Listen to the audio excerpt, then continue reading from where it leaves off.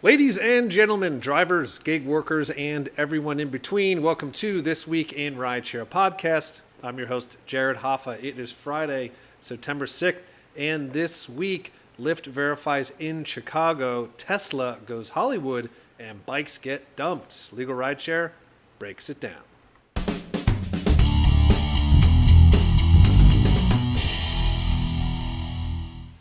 And from Legal Rideshare, I'm joined by the co-founder and lead attorney, Bryant Greening. Bryant, happy Friday.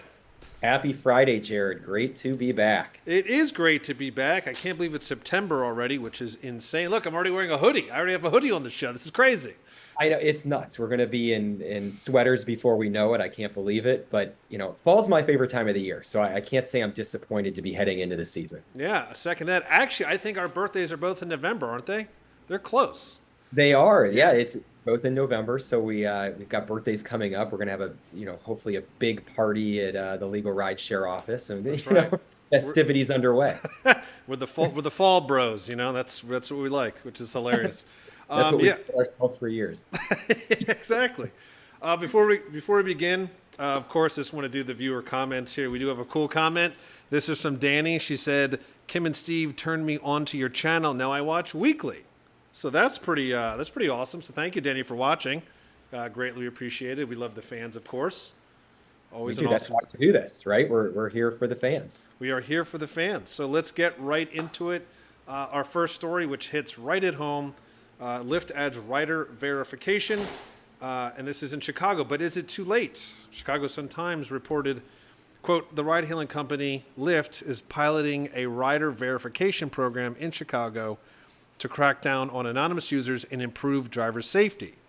But critics say it's too little, too late, coming 3 years after a peak of carjackings. The rider verification is not mandatory. Instead, verified riders will be marked with a blue check mark that will be seen by drivers before they accept a ride." One of the spokesmen for Chicago Gig Alliance, Norberto Casas, said basically it puts the onus on the driver. What it says is we're putting up with this mediocre program, but unverified riders can still get rides. And if you accept them at your own risk, we just don't accept that. That's a really good point, Brian. I mean, I think it's obviously I want you to weigh in here. The carjackings are huge, but it's not. You don't need to. I think that's the thing. That's it's not mandatory. I think that's a major problem. I think you're right, and the problem's twofold. One, as you mentioned, it's very late in the process here. We've had so many issues with unverified riders, people literally putting Mickey Mouse as their name.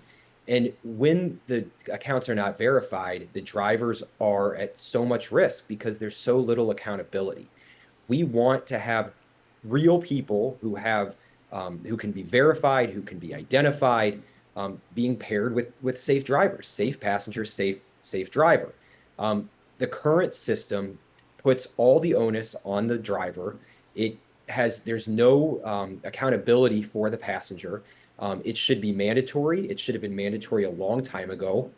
And it's these fake accounts, these unverified accounts that are almost always putting the driver at risk. When we hear about carjackings, when we hear about assaults, when we hear about robberies, it's coming from the accounts where the person doesn't have their complete name. There's not a verified payment method. So there's no way of tracking these people and finding them if and when things go wrong. Uber has had this in place for a while now. They have had verified riders. They've required real names. They've required identifiable payment methods. And we've seen some benefits. We've seen some heightened safety. What we're seeing now with Lyft is that they're following that path, but with less oomph. And when you have less, less structure, less requirement, it's just not going to work as well. And again, they're putting driver safety at risk. They're making it easier for people to take advantage of drivers just for profit. They want to get as many riders as they can. They want to make the process of getting on the app as a rider and ultimately paying the company as stress-free as possible. And who's facing the repercussions for that? It's the drivers once again. Right, and just to verify, Uber also, it's not mandatory, correct? Even with Uber's verification process. Yeah, I believe that's true, that Yeah. it's not mandatory there as well. But I think that what I appreciate about Uber is that they started the process earlier, so that they've had this verification system in place for a long time. And I know that they went through at one point and got rid of a bunch of unverified accounts. The names Mickey Mouse, the clearly fake accounts that were there solely to deceive or mask the identity of the real person. There was a purging process there, and I mean that's helpful. But we ultimately want to see riders held accountable. We want to see riders have to verify themselves. I understand that there's certain levels of security that you just can't demand from a rider. It's not feasible. But things like put in your real name and have a verifiable source of payment, those are easy things that can be required. It's a right to be on the rideshare platform as a rider. It is not, I'm sorry, it's a privilege. It's not a right. So you don't have to let everybody use these systems. You can have, common sense safety measures in place that allow the driver to be safe. It allows safety on both sides of the platform. And if they don't meet those safety thresholds, then they should be booted. Like it's not an absolute right that you get to use these platforms, period. Yeah, and I think the thing that is also interesting, if you look at the words that are being used here by Lyft, it's saying that Lyft is piloting the program. It's not saying they're deploying the program. So they could also just argue and say, look, not everyone's going to have this. It's a pilot program. They could also say, hey, it's not really working. And then we just go back to how it was, that it's no better. Right. And so it's just, there's a lot. Yeah, too little too late, I think, is a good way to put this. As Norberto said, it's window dressing, and he's not wrong. And, and again, just as he basically said your exact words here. It puts this on the driver. Again, it's always a company does this thing, but really it's up to the driver and puts them in a position of being squeezed between a rock and a hard place. And it never ends well when it's like that. Agreed. Yeah, it's just a lot. I guess, we'll see what happens. I feel like this is just coming out now with Lyft. So again, as I always say, I'm sure there'll be more stories on this. We'll probably cover next week. We'll move on to Tuesday here. Tesla goes Hollywood for its Robotaxi reveal. This is from The Verge. And they wrote, quote, over the weekend, it was reported that Tesla was planning on using the film studio's lot in Burbank, California, the Warner Brothers lot, to reveal its next generation Robotaxi on October 10th. They mentioned in this article here it was an interesting decision considering Tesla mostly likes to hold these types of events on its own turf. But as they noted, the 110-acre lot contains over 24 sound stages, including fake suburban towns that could be ideal location to test a not quite ready for primetime autonomous vehicle. Another glaring hole in their approach to self-driving is legal liability. To date, the company has been unwilling to accept any liability for crashes involving the company's driver-assisted features. In fact, Musk even laughed off a question as to whether his company would accept legal liability for its self-driving vehicles in the future. So there's a lot to digest here. If you read between the lines, at least as far as I'm looking at this, it seems like they're trying to make this happen when it's not ready to happen. That's how I'm reading it. Yeah, I think that that's not an incorrect way to look at this. I will say I'm glad that they're using these, fake movie lots, these fake cities to test these vehicles and show off these vehicles because it's better than them being deployed on the city streets right away. I do agree that this is perhaps just for show, that they're going to go through these Hollywood studio sets and show how great the vehicles work and then deploy them on the roads as quickly as possible. We've said for a long time that this is exactly how these vehicles should be tested and perfected. They're not ready yet to go on the roadway. There's ready-made movie sets that they can go around. They can create cities in the desert to test the vehicles, but let's slow this down before we put them on the roads. If this was not just a publicity stunt, I would be applauding Tesla for using these off-road, off of the public mainway facilities to test the vehicles, but ultimately, I do think that Musk is going to push them out onto the roads as quickly as he possibly can, like he's done in the past, and like the other autonomous vehicle companies have recently done. Um, with regard to the legal liability, this is something that we obviously are very interested in. I think that it's crazy to say that the companies do not bear legal responsibility for injuries that their vehicles cause. When these vehicles, cause accidents, somebody needs to be held responsible, and whether that's the insurance companies that Tesla and Uber and Waze and whoever else we see put these vehicles on the road. The policies that they put in place to protect the people in and around the vehicles, great, we can go after them. But ultimately, the individuals, the companies that create the software, that create the technology, if that software and technology fails, you better bet that we're going to be coming after you. You bet that there's going to be lawsuits showing that these vehicles are unsafe, causing injuries, and damages need to be paid. This is something that LegalRideshare is already looking into. We're already looking at autonomous vehicle legal liability, robotaxi legal liability. And when these injuries occur, we're going to go after everybody who's responsible, Tesla included, if they're the ones who were putting the vehicle on the roadway. Yeah, and it's well said, and I have just 2 points in response to what you said. And the first with the the kind of the press junk is kind of what this thing is. To me, like you said, I think you're right. I'm glad they're definitely doing it not in open roads. It actually, to me, really makes it seem like Tesla is absolutely not ready. I feel like because he's pushing something through, and his company is pushing something through, and we've seen Waymo do this with mixed results in the beginning, but they've had success, so they keep moving forward. If he's doing it at this level, I think it's really not ready. And what scares me is if this goes okay, they may just push this thing out when it's really in not even beta stage, alpha stage. And I guess we'll just have to see, and hopefully things go okay, and I'm wrong on this. But that's what it feels like, and especially since kind of touting the Hollywood angle. Like we just want them to work. We don't care that Warner Brothers likes them. We want to make sure that they're safe for people in them. Right, and that's the thing. Yeah. These fake highways or roadways that they have in the Hollywood studios, they're not going to be representative of real life. There's not going to be people jetting out into traffic. There's not going to be a kid who throws a ball into the street and runs after it.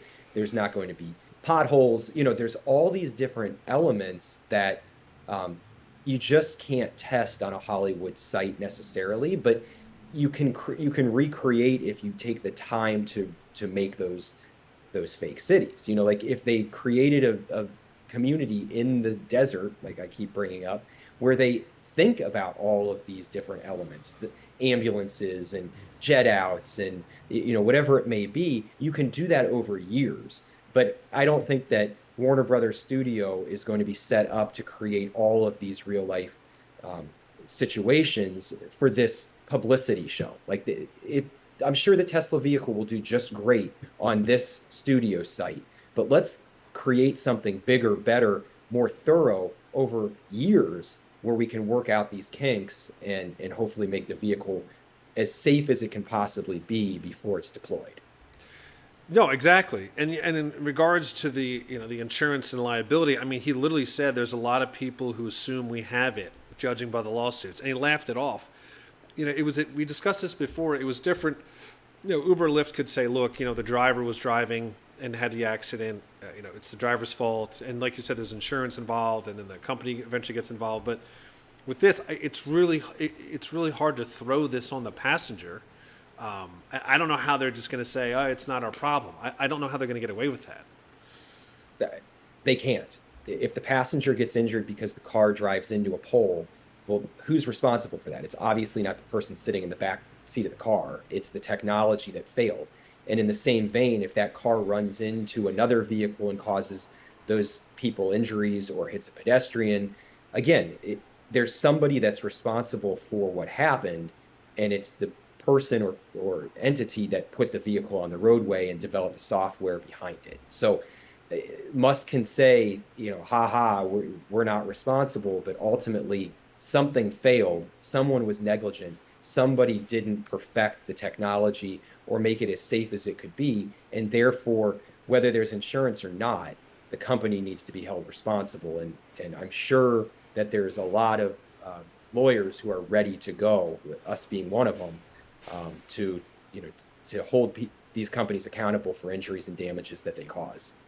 Yeah, I mean, we talked about this a little bit earlier. It's and I said, it's one thing when a computer crashes. It's another when the computer is controlling a car that crashes, and it's a totally different game. And so, yeah, I think he has a rude awakening. But we will, we're gonna see when they hit Chicago streets. Our final story: Lyft dumps some bikes. This is from Bloomberg, and they reported, quote, Lyft plans to sell some of its bike and scooter business and eliminate 1% of its employees as the ride-hailing company struggles to turn a profit. Lyft operates bike-sharing programs in New York, Chicago, San Fran, and Minneapolis. Issued an ambitious 3-year growth and profitability targets in June, signaling an effort to turn around its core ride-sharing business that has struggled to gain share from its rival Uber. And the shares of Lyft have been down 24% this year. I will say this as a personal consumer of this. I actually use the Divvy bikes. I use the normal ones, the autonomous ones.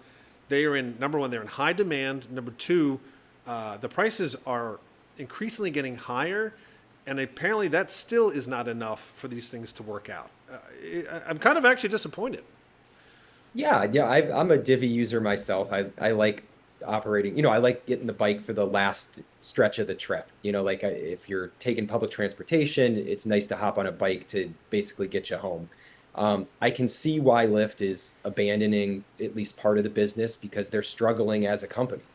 This doesn't seem to be a huge moneymaker for them. And they've made some mistakes in terms of how they've decided to diversify their company. While Uber was getting into delivery and scooters and all sorts of other things other than rideshare, Lyft kind of dug in, stuck with rideshare, did the Divvy bike, and the stock price has been dropping throughout the year and even before that. So let's get rid of, of this portion, I think they're thinking, and let's stick to what we're good at, which is rideshare, and see if we can put a product on the road that consumers really want to use. And I think that Lyft is always going to be the little brother to Uber, but by being focused on rideshare and perhaps making it as good of a product as they possibly can, that may be their best path towards, being a much bigger player in the space and hopefully taking on a bigger part of the market share than they currently are. I remember back in the day when Lyft was the friendly company, was the one that people would go to when they wanted a positive experience. And perhaps by saving some of the money in the bike share space that they're talking about right now, maybe they can put more of those resources towards redeveloping that brand and putting a better rideshare product on the road. Yeah, I'd hope so. I mean, like you said, yeah, they were like the friendlier, more driver positive company. I think that's clearly what they're focusing on. I don't even think they've mentioned anything about autonomous vehicles or robotaxis yet. I think, like you said, they're still the little brother trying to catch up to Uber. I mean, personally, I hope if they eventually shut off their bike business and scooter business, I hope someone picks it back up how it used to be. Because I think Divvy was a private company, got purchased by Lyft. I would like to see it still, that micro mobility is still a huge thing in many cities. And so I think I'm kind of disappointed that these big companies gobble up these small ones that are doing fine. They don't know how to manage it, and then they kind of spit them out. And it's kind of disappointing. I hope, like I said, I hope someone picks it back up because it's really useful. And I hope for drivers' sake that Lyft focuses back on drivers again. I think that's really crucial. Agreed. There's space for both businesses, bikes and rideshare. I'm not sure that Lyft was the right entity to do both. So hopefully bike share survives. And on the other hand, like you were saying, we'd love to see Lyft become the good guy again and be a good alternative for drivers to make more money, have a safer experience, and all those different things that we always talk about. As we sit here today, I'm not holding my breath, but let's see how the next 12 months go and see if maybe there can be a shift in the right direction. Yeah, absolutely. So that is our stories for this week. And of course, Brian, I will give you the last word before we head off into the weekend. Yeah, we always remind everybody before the weekend starts that Legal Rideshare is here in case you find yourself in an accident or injured on the job. We always offer free consultations, so please do not wait to contact us. These cases and claims do not get better with time. We want to help you from the very beginning, set a solid foundation for your claim, make sure you get compensated for any lost wages, medical bills, pain and suffering, any other damage that you sustain. Don't hesitate. LegalRideshare.com has all of our contact information. Please call, and we'd be happy to help you out. Awesome. Thank you, Brian. And as I like to say, that is the end of this week in Rideshare. See you next time.